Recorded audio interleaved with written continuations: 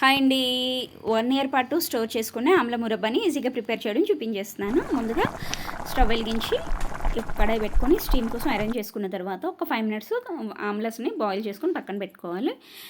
మరో గిన్నె తీసుకొని అందులో షుగర్ అన్నది హాఫ్ కేజీ పడుతుందండి. నేను బెల్లం షుగర్ 2 యూస్ చేశాను. ఒక 2 టేబుల్ స్పూన్స్ వాటర్ కూడా యాడ్ చేశాను.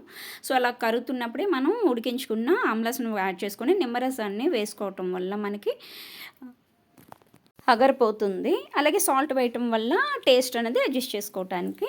సో ఇది మనకి పాకం వచ్చే వరకు కూడా మీడియం ఫ్లేమ్లో మనం మూత పెట్టి కుక్ చేసుకోవాలి. సో ఇది మనకి పాకం అన్నది రావాలండి. బట్ రాలేదు. ఇంకొక 5-10 మినిట్స్ పడుతుంది. మరో 5-10 మినిట్స్ తర్వాత నాకు జిగురు పాకం అయితే లేత పాకం అయితే వచ్చిందండి. సో ఇప్పుడు మనకి కరెక్ట్ కన్సిస్టెన్సీ. దీన్ని మనం ఓవర్ నైట్ వదిలేస్తే ఇలాగ అబ్జర్వ్ చేసుకున్న తేనెలో ఉన్నవి ఎవ్రీడే ఒకటి తీసుకోవటం అండి. అంతే అండి వీడియో.